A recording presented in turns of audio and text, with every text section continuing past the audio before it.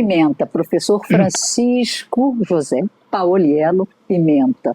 Nós vamos utilizar aqui, né, eu acho que esse é o apelido pelo qual você se tornou conhecido em todos os corredores aqui da faculdade, né? Chico Pimenta. Fala um pouco para a gente sobre a sua relação com essa cidade. Você nasce em Juiz de Fora em 1957. Você é um baby boomer? Né? É dessa época.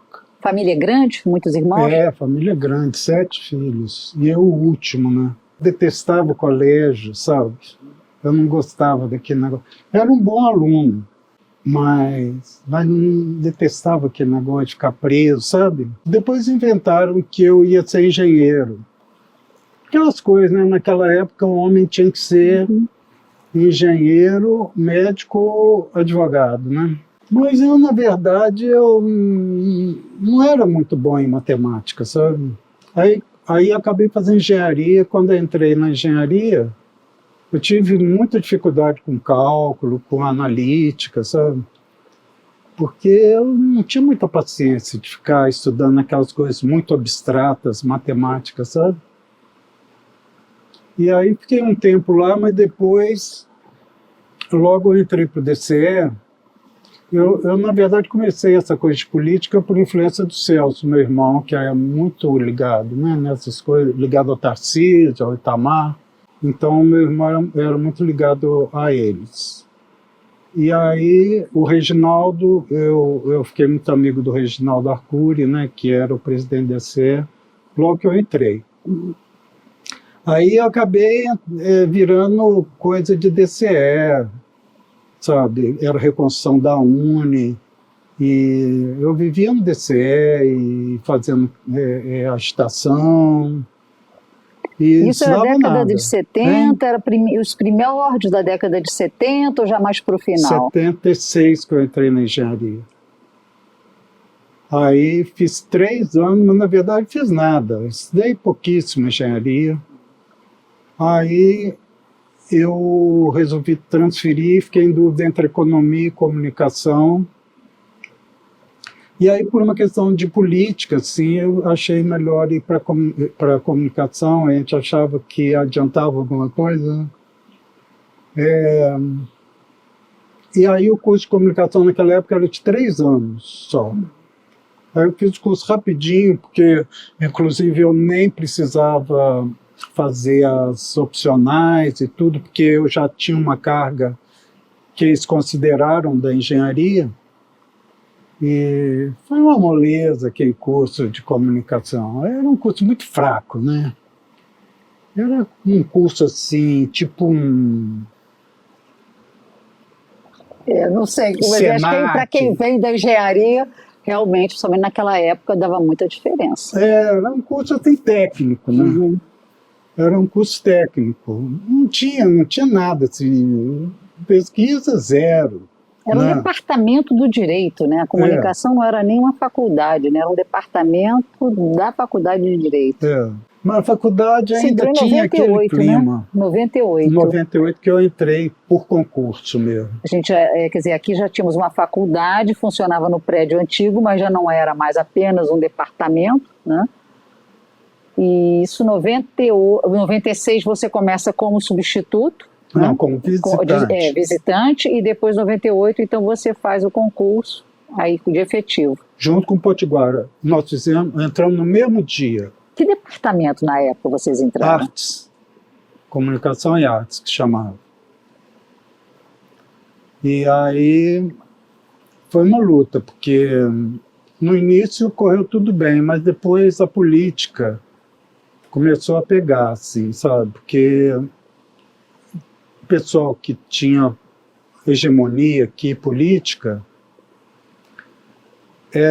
começou a me ver, eu acho, como uma pessoa assim, perigosa para os seus interesses, sabe? E aí boicotavam tudo, assim, porque logo que eu entrei, minha meta era fazer uma pós-graduação, sabe? Porque não dava para ficar numa faculdade, a faculdade ainda era muito graduação, sabe? Era só graduação, ninguém tinha pós-graduação, ninguém falava de pesquisa, não existia isso. Sabe, era aula de graduação. E era uma coisa muito voltada para o mercado, sim, né? Os professores, todos eles do mercado e tudo. Aí eu não ia aguentar aquilo. Então, eu comecei logo com Potiguara, depois com a Marta, né? Na época o diretor era o Márcio. Aí o Márcio topou fazer uma comissão de pós-graduação, que chamava. Aí era eu, Nelma, eu era o único doutor, eu, Nelma e Tereza. E aí, um dia, nós descobrimos um programa da CAPES, que era um intercâmbio com programas que já existiam. E aí a UFRJ era uma das faculdades que estava oferecendo isso. Aí nós fomos lá no Rio, e na época o coordenador era o Carneiro Leão, e ele topou. Então, nós fizemos uma parceria. Eu fiquei aqui como coordenador, porque eu era o único que tinha doutorado, mas, na verdade, eu tinha muito pouco poder, porque eu ainda era muito novo aqui na faculdade, né? E tinha esse grupo hegemônico que tinha muito poder.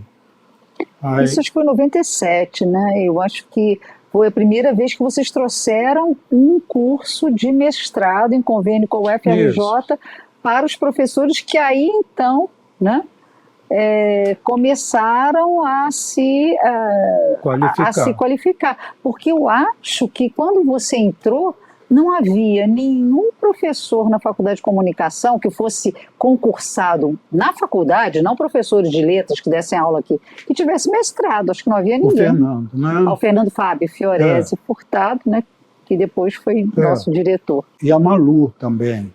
Ah, sim, que também fez na área de estudos literários, fez na letras, certo? Mas a grande maioria dos professores não tinha nem mestrado e muito menos doutorado. Não tinha incentivo. A universidade não tinha, né? A universidade ela não tinha pesquisa e foi o nosso programa foi um dos pioneiros. O nosso fórum de coordenadores foi o que estabeleceu as diretrizes e, surpreendentemente, aquele reitor, o Duque, deu muito apoio, sabe, à pós-graduação. Eu acho que nessa época, não sei se era o Sebastião Marcicano ou o que era da Letras. Depois do Sebastião Marcicano...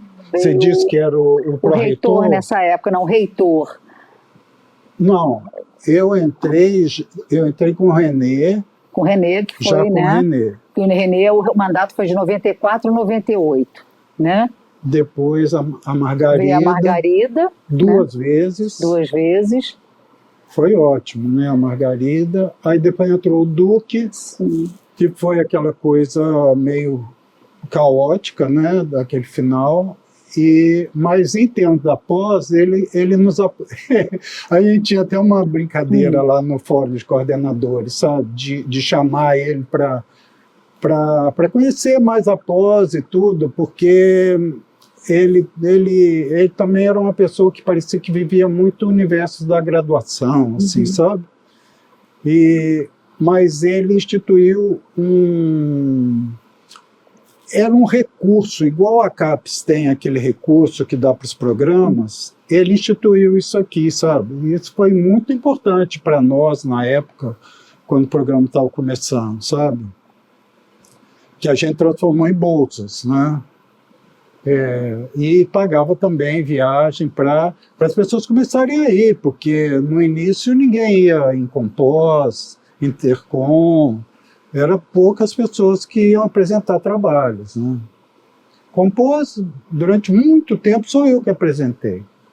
Muito precário, era tudo muito precário e a pós-graduação na universidade era muito precária, muito inicial ainda. No Brasil também, né? Quando nosso programa foi aceito, eram pouquíssimos programas de comunicação, né? Agora, antes do programa, a gente teve, então, esse convênio com a UFRJ que possibilitou que os professores da UFRJ viessem aqui das disciplinas e depois os alunos continuavam sendo orientados por eles. Quase todo mundo na faculdade se qualificou em mestrado ou doutorado, em ambos, a partir desse... Foi muito bom. Ele foi a semente, talvez, do que foi depois da Sim. criação do programa? E depois teve também a onda das especializações pagas. Aí, esse negócio de especialização paga virou uma febre, porque os professores ganhavam, os coordenadores ganhavam, e aí todo mundo estava interessado no mestrado depois. Então, o pessoal que vinha das especializações é que formou as primeiras turmas de mestrado, sabe? Isso foi uma coisa que errada, porque a universidade é pública e gratuita, né? Mas teve esse momento em que se permitiu, aí criaram umas fundações, que era uma coisa assim meio suspeita, sabe? Tinha umas fundações que gerenciavam esse dinheiro, sabe? Porque as pessoas pagavam, né? Todas as especializações eram pagas. Eu acho que isso acabou hoje, né?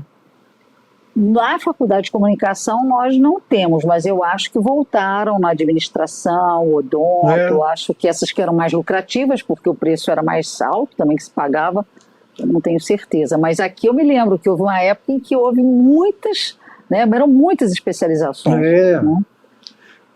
Teve um lado bom, assim, porque qualificou um monte de gente, né? O pessoal fazia graduação e depois queria continuar estudando, e aí tinha especialização. Foi o Dalmer, que era um professor de Alagoas, que foi o que começou. Depois a Nelma também fez um monte de especializações, e depois nós também fizemos algumas, logo no início do programa.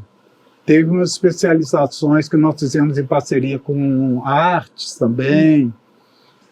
Era uma febre de especializações naquele período. Aí depois veio esse programa de pós-graduação, perdeu um pouco essa... Porque a pessoa já entra... O mestrado ficou muito simplificado, né? Em comparação com o mestrado que a gente fazia. O mestrado, na época que eu fazia, era o doutorado de hoje. Minha tese de mestrado tem 300 páginas, é super complicada, pesquisa de campo, complexa.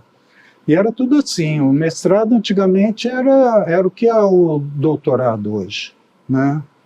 Aí já tinha essa coisa europeia de simplificar o mestrado, e que aos poucos foi sendo implantado, diminuindo cada vez mais o número de disciplinas, de exigências, né?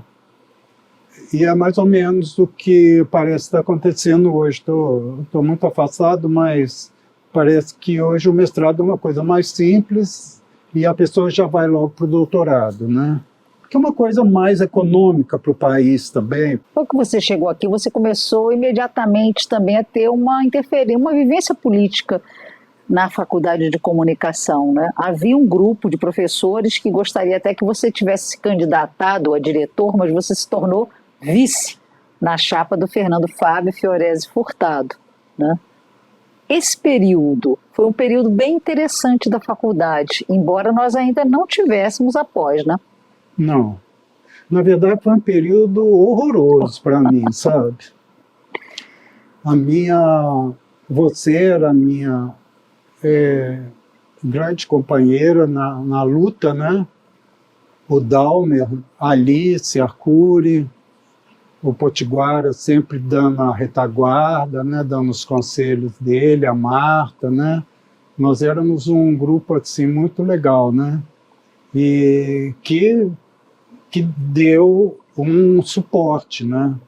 Porque foi muito difícil enfrentar o grupo hegemônico, né? Que dominava tudo na faculdade e não queria pós, porque queriam manter a faculdade como uma faculdade de graduação, né? Então boicotaram tudo. Eu criei a revista, eles não deixavam ninguém colaborar, nós tivemos que colocar o Potiguara, igual na pós, né? O primeiro coordenador, na verdade, foi o Potiguara, porque senão não passava. Se pusesse o meu nome, eles não aprovavam o programa no conselho, como é que chama? Congregação. Congregação. Aí pusemos o Potiguara, ele ficou um mês e passou para mim. Para você ter uma ideia de como era difícil as coisas, sabe? Foi uma luta. Ajudou muito o pró-reitor, o Ronaldo Bastos, e a Margarida. Né? A Margarida sempre me deu todo o apoio que eu precisei. Era um privilégio ter a Margarida de reitora. Né? Mas lato sensu, depois você tem a criação de um programa de pós-graduação com mestrado, que depois também acopla um doutorado. Parece que é um processo natural, e não é. Foi um processo conflituoso aqui na Faculdade de Comunicação. Né? Foi um processo difícil. A nossa sorte também foi o Fernando, porque o Fernando ele era muito ligado a esse grupo hegemônico, mas ele tinha esse outro lado da pesquisa, né? Da amizade com a gente, né? E aí o Fernando, quando nós resolvemos fazer uma chapa de oposição, que foi a primeira vez que teve disputa aqui na faculdade, o Fernando ficou com a gente. E aí isso foi muito importante, porque quebrou aquele ímpeto do que o outro grupo tinha, né? Porque colocamos o Fernando ele não queria. Ele chegou para mim várias vezes, falou: Chico, eu não quero, sabe, não quero, vai você, eu não quero. Porque o Fernando gosta de fazer poesia, escrever, né? É um romancista. E aí um dia ele falou, meu pai me convenceu, ele falou para eu pegar, que as oportunidades são raras de aparecer na vida, e aí ele topou. Aí foi ótimo, porque ganhamos de longe, né? Foi uma eleição assim, muito tranquila, e aí eu já, de cara, já comecei a articular a pós, né? Que era o meu objetivo, ao articular todo esse grupo, nós fazíamos encontro lá no seu escritório, né, Cristina? Você era a nossa líder, você, o Dalmer e eu, né? Que começamos, aí o grupo foi crescendo, no final a gente fazia reuniões enormes, né? A maioria da faculdade ficou com a gente, né? Outra ideia que você teve nessa época, outro projeto, né, mas que também não foi levado à frente, foi difícil para você também encabeçar, foi da gente se juntar ao Instituto de Artes e Design e fazer um grande instituto, né? Aos moldes da USP, né? Que a USP tem a Escola de Comunicação e Artes, né? E a Artes, eu ia muito lá, eu tinha amigos lá, o Arlindo, né? E a Valéria, o Cristóforo, e eu vi a potencialidade lá, e depois o IAD virou o IAD, né? Quando a Edna chegou. E foi o Lula também, né? Porque o Lula que dobrou a Universidade Brasileira, né? Quando ele fez o programa de ampliação, né? E aí eu ainda tentei fazer, mas esse grupo hegemônico não deixou na época, não quis, não deixou. Nós chegamos a levar na congregação, né? Mas eles não deixaram. Mas depois, quando nós começamos o programa, eu trouxe 3 professores da Artes para cá, né? O João, que está aí até hoje, o Cícero e o Alfredo Súpia. 3 grandes pesquisadores com muita produtividade, né? E foi uma pena assim, que nós não tenhamos feito assim, uma parceria mais próxima com eles, né? Teria sido bom para nós, bom para eles. Foi uma pena a gente ficar separado, eu acho. Que lembranças você tem desse início do programa, desse comecinho mesmo, dar o pontapé inicial? Foi uma luta. Igual a Cláudia estava falando agora, que ela esse problema de secretaria. A universidade não deu secretário. E eu tive que ser coordenador, implantar o programa e ser secretário do programa. E ainda era tutor do PET na época. E dava aula. Então foi uma luta, uma luta. E ainda enfrentar esse pessoal que não deixava eu fazer nada. E aí, tudo eu tive que fazer, sabe, do zero, sabe, entrar, pedir as primeiras bolsas, criar os primeiros grupos de pesquisa, participar dos fóruns.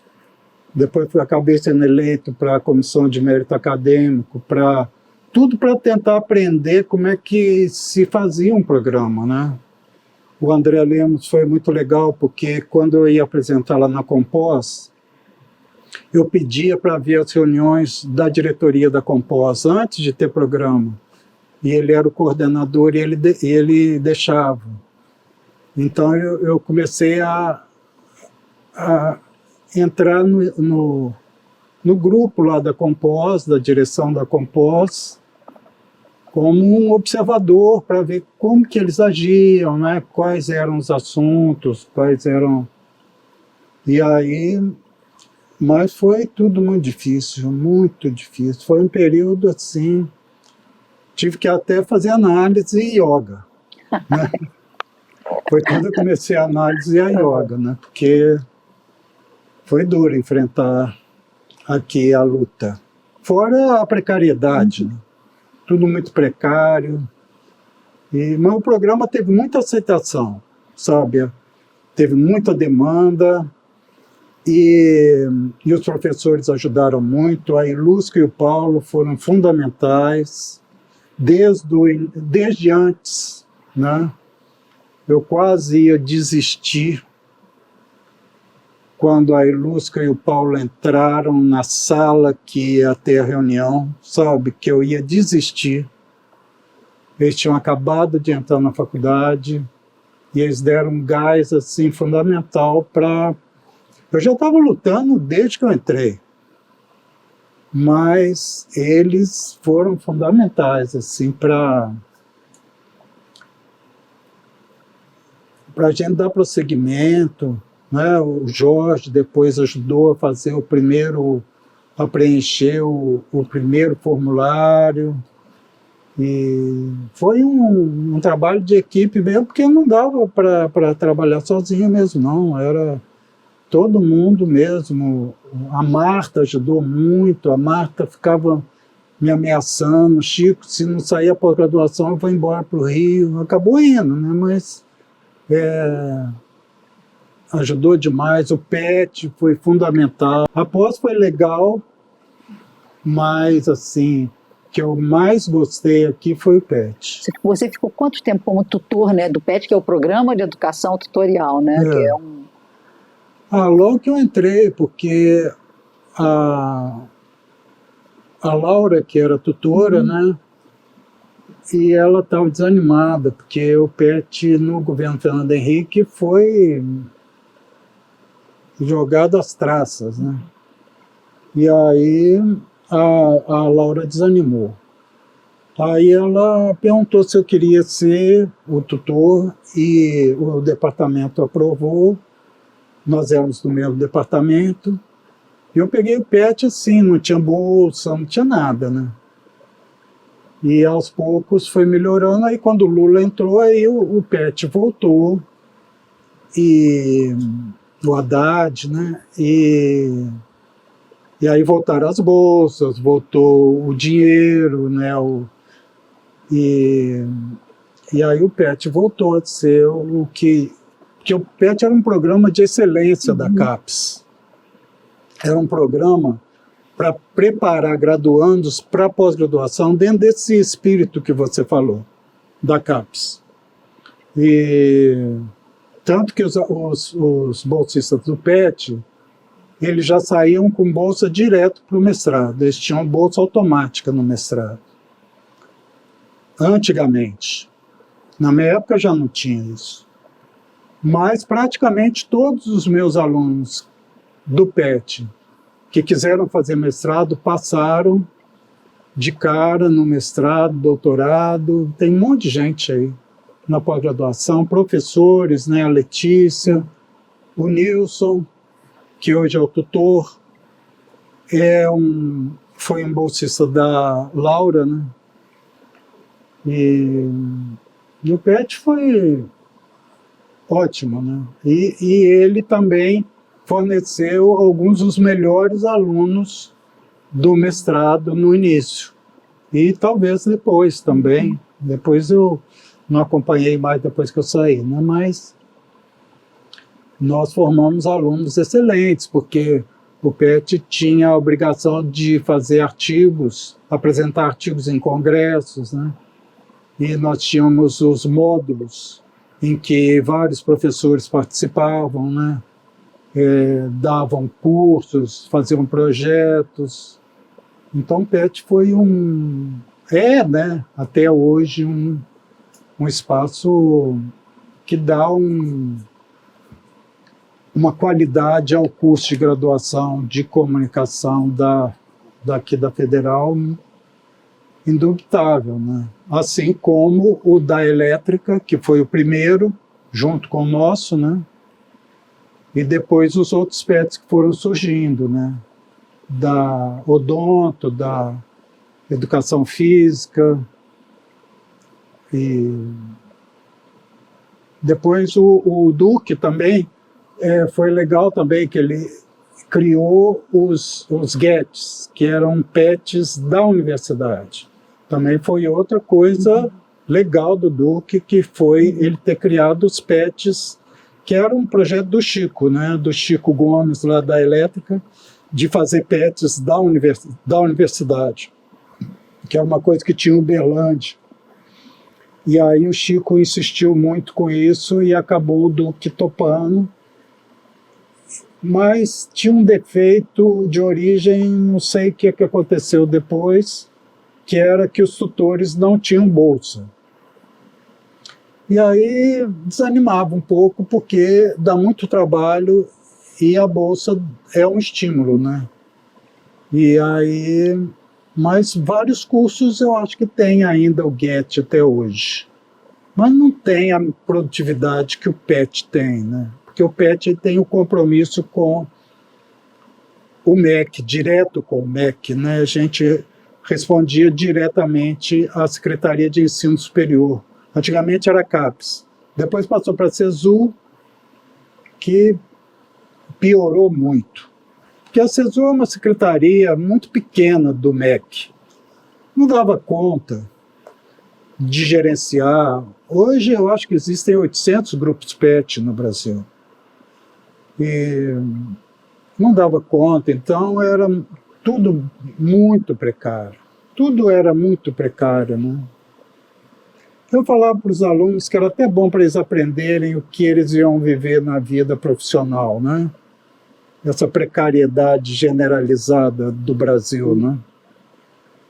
Porque era tudo difícil, a bolsa atrasava, e nunca tivemos muito estímulo aqui da universidade. O PET sempre foi meio ovelha negra, não sei porquê. Deveria ser o principal programa da Pró-Reitoria de Graduação. Sempre foi uma coisa assim, menor. Chegavam a ter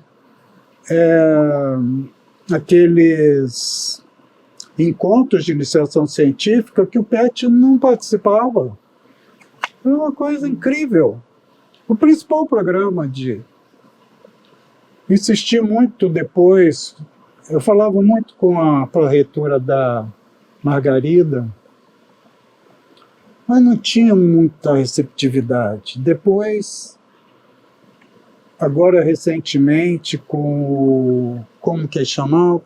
Marcos Davi? O Davi. Insisti muito com ele, mas o PET nunca teve aqui na universidade o reconhecimento que merecia, sabe? Uma coisa estranhíssima. Berlândia é completamente diferente, sempre apoiaram muito, tem um monte de grupos PET. Muito estranho isso. Revista Lumina, você participou da criação da Lumina também, né, da revista, que é um sucesso, né? Mas foi uma luta também. E ela cresceu muito depois que o Potiguara pegou, que o Potiguara tinha já uma experiência de edição muito forte, né? E ela obteve essa classificação que tem hoje com a Gabriela, né? E com aquela bolsista da Gabriela, como é que ela chama? Diana. A Diana, né? A Diana, a aluna, ela deve muito à Diana, né? Que ela fez aquele trabalho pesado ali da Lumina, junto com a Gabriela, que coordenou muito bem, né? Mas um monte de coisa, nós tivemos que criar tudo. Desde as primeiras bolsas de treinamento profissional, foram as primeiras bolsas que foram solicitadas aqui da faculdade, foram nossas. Era o jornalismo online, que era o início do site da Facom, que nós tínhamos a bolsa, e a Lumina, que foi a primeira bolsa de treinamento profissional da Facom, foi da Lumina. E aí os bolsistas me ajudavam, e depois ajudavam o Potiguara a editar a revista, né? Foi tudo conjugado, assim, depois entrar no comitê de estudos sociais, né? Foi um trabalho coordenado, porque tinha que ser assim, senão o programa não avançava, né? Quando você vê hoje o programa, que você esteve também na luta pela conquista do doutorado, a melhoria da nota de 3 para 4, 4 para 5, né? Você tem algo marcante nessa trajetória do programa que te envolveu muito, que significou luta também, mas com resultados que você considera positivos? Esse período do doutorado eu já estava meio me afastando, sabe? No final aqui da faculdade, eu já estava noutra, sabe? Estava construindo minha casa lá em Búzios, eu já não estava muito aqui para produtividade, sabe? Eu nunca tive muito esse pique de produtividade, sabe?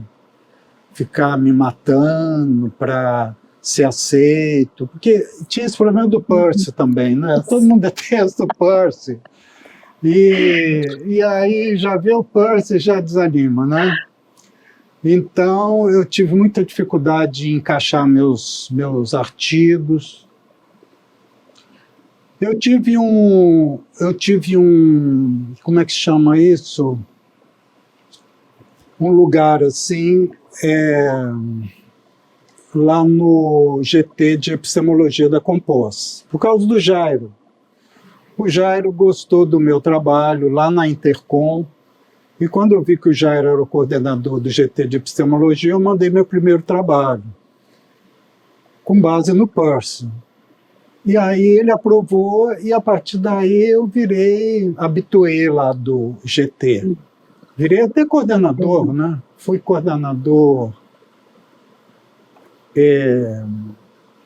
2 anos, fui vice da Imaculata 2 anos, depois fui vice de alguém lá um ano. E estava sempre, apresentei 13 trabalhos lá no GT. Foi um dos que mais apresentou trabalho lá. E foi uma das coisas que me segurou, assim, em termos da pós, sabe? Foi a Compós. Participava muito da lista, na época que a lista da Compós era muito ativa. E fui de comissões lá. A CAPES também e o CNPq começaram a me chamar para aparecer em pedido de bolsa, sabe? Bolsa no exterior. e dei muito parecer para a CAPES, para o CNPq. Eu achava que era minha obrigação, dava muito trabalho, mas era minha obrigação. Eu tive tanta bolsa, né? E aí, nesse final, eu fiquei mais assim, fazendo mais as coisas que eu gostava, sabe? Não entrei naquele pique. O programa aqui foi muito legal comigo, assim, de não me expulsar, porque no final a minha produtividade já estava muito baixa, sabe? Você fez um pós-doc também, né, na Unicinos, enquanto você estava no programa, né? Ele foi importante para você? Deu resultados? Porque você começou a estabelecer até convênio, né, com a Unicinos no Rio Grande do foi Sul. um convênio importante esse, Sim. Procad, era CAPES também. Nós temos também coisa do Jairo, tudo do Jairo Ferreira, lá da Unicinos. O Jairo nos chamou, eu e Potiguara, e chamou Goiás também, o Signates, e nós fizemos essa parceria que foi ótima, ótimo. E aí, depois nós chamamos também, o Junito participou um tempo, a Ilusca participou um tempo também, vários alunos nossos participaram, eu lembro que o Dimas foi fazer, eu acho que fez 1 ano de doutorado lá. Foi muito legal. Tínhamos encontros e isso foi bom, assim, deu um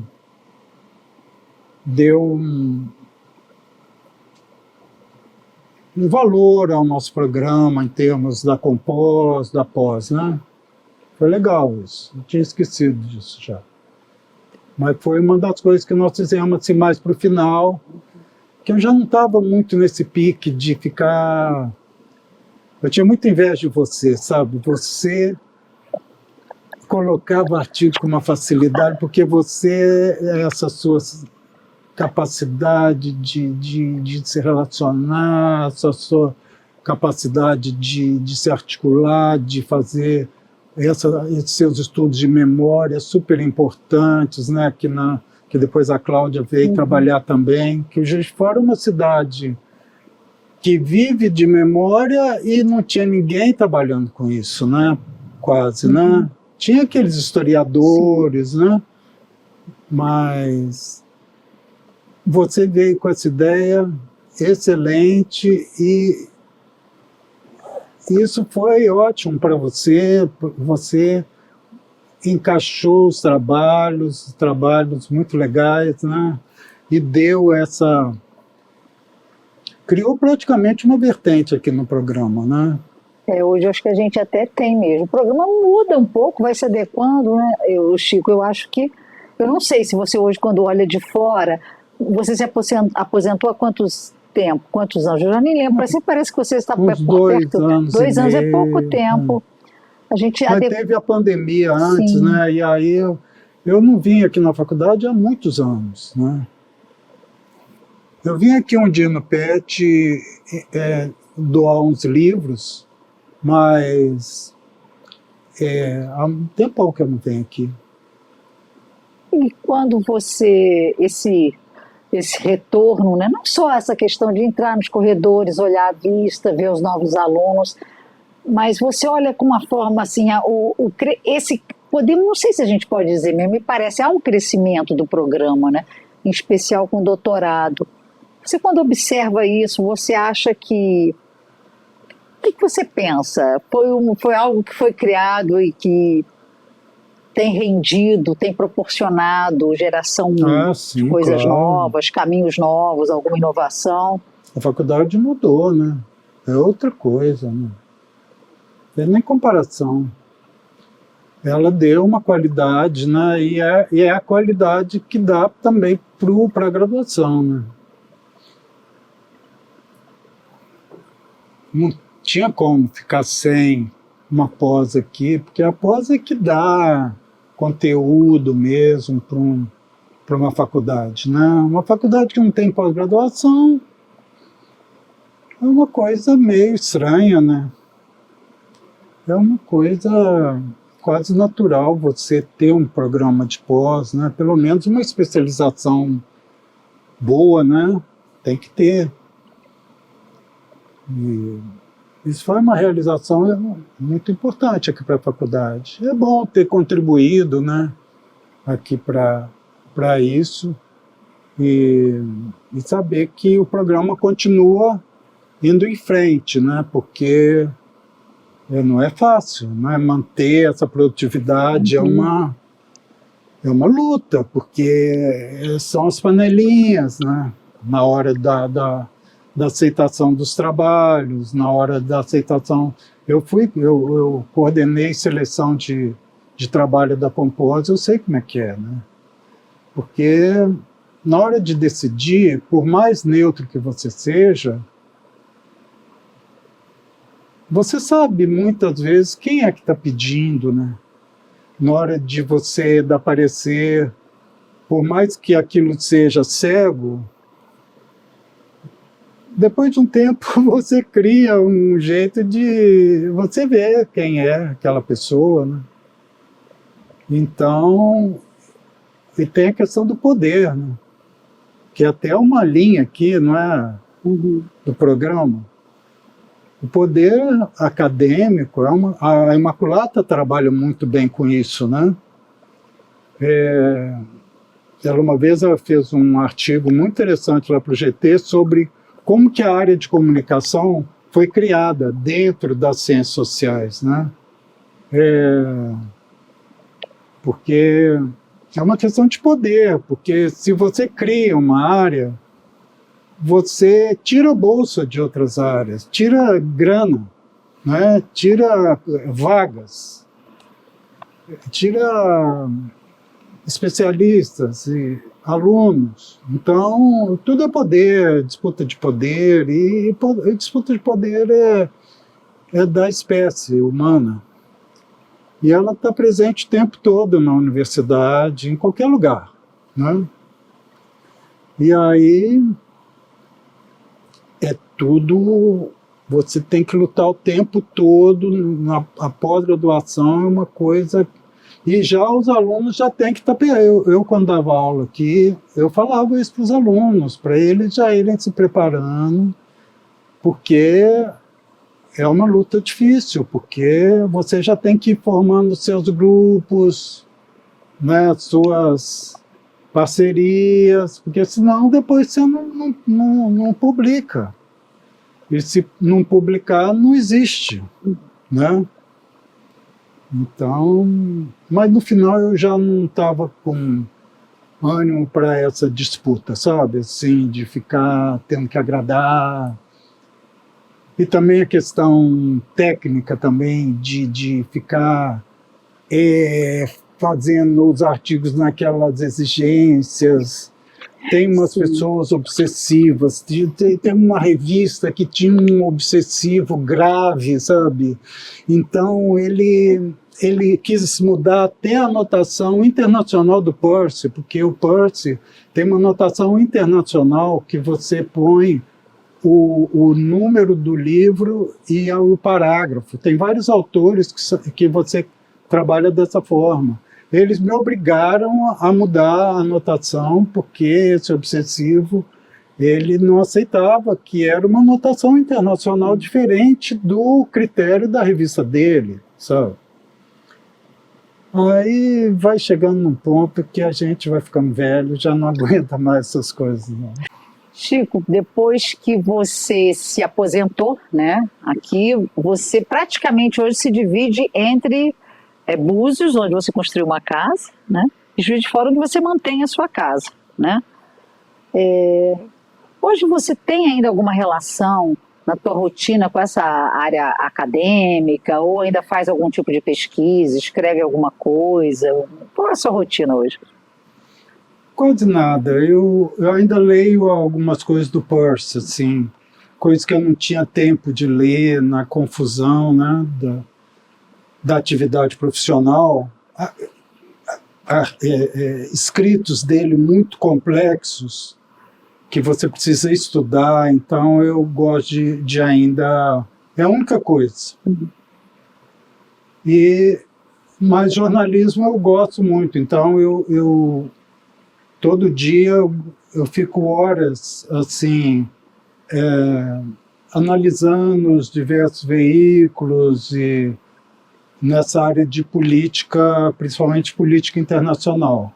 Então, eu gosto de ver vários órgãos de diferentes países e, por exemplo, essa questão da guerra da Ucrânia, eu gosto de ver todos os lados e de lá eu vou para os blogs, então eu ainda tenho muito essa atividade mais na área de jornalismo, mas mais para meu consumo, assim, não, isso não se traduz em nada, eu não produzo nada a partir disso, sabe?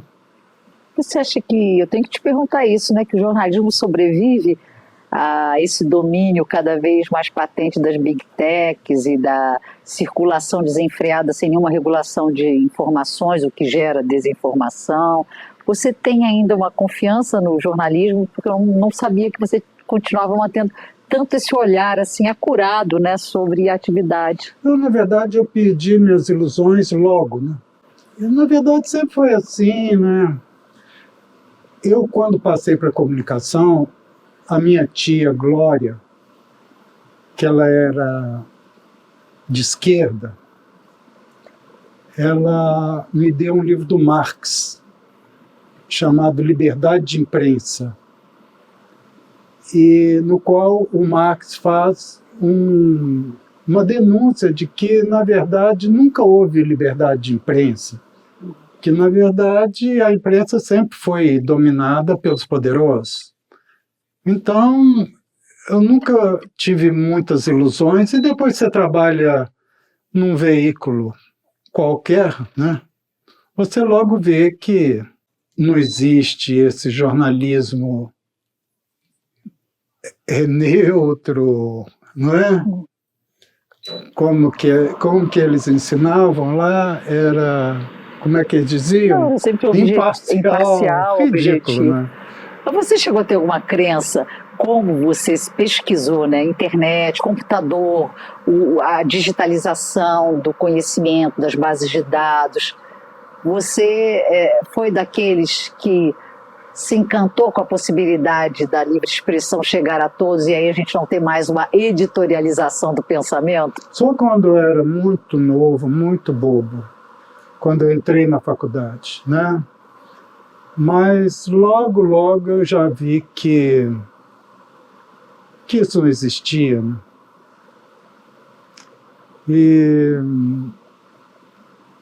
Mas é assim que o mundo é assim, né? É uma luta que de diversos grupos, interesses, é um conflito permanente e que você tem que...